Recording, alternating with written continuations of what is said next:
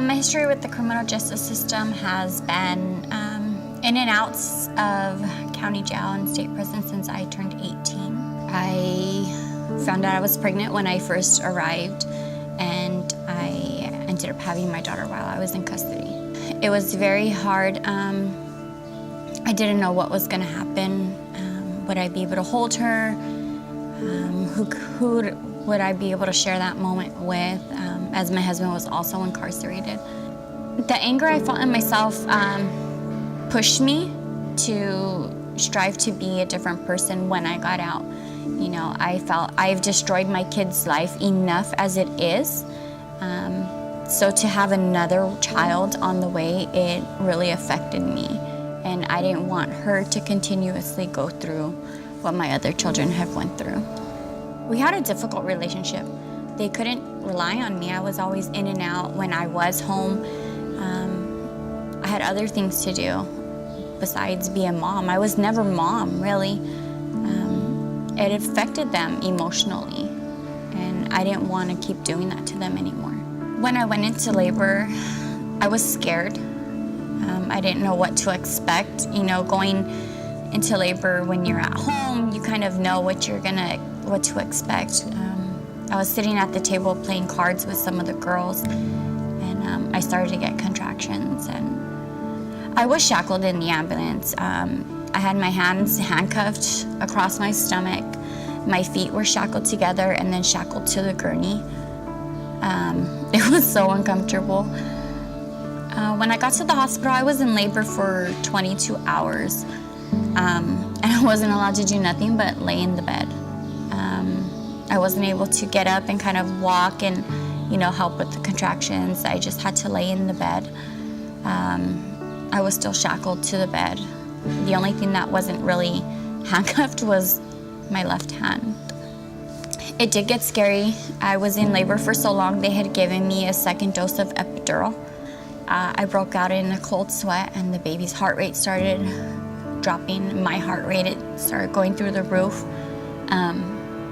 Fortunately, she came right away after that. It was scary. It was scary. And I was sitting there all by myself. They took her to the NICU, and she stayed in the NICU. I didn't get to hold her, touch her, nothing that day. They were taking me back to the jail the next morning.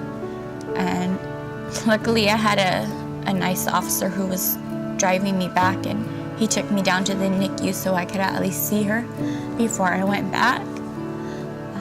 But that was it. I didn't get to touch her. You know, it was through the glass. And when they left, it hurt. I think to support women that are pregnant, getting ready to give birth, maybe develop some type of program where they're able to have some time with their baby after they're born to bond, you know. Maybe have one of the jails that are closed down open just for them so they could have their baby with them, you know, to bond something. Because that time right after the baby's born is an important time with mom and baby. That did affect the relationship with me and my daughter. I mean, we love each other. There's no questioning that. It's just, there's not that tight bond.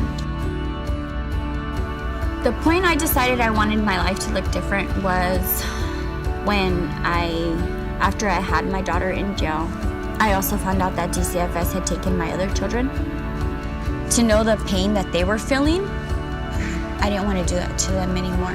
It kind of made me realize what my choices were doing to the others, to everyone around me.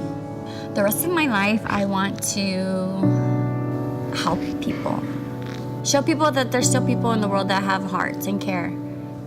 The message that I would give to another parent or another mother is to keep fighting no matter what. Sometimes it feels impossible.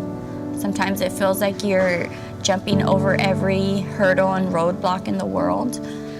But at the end of the road, it's so worth it. You know, being able to hold your babies and kiss your babies and love the babies, it makes everything worth it.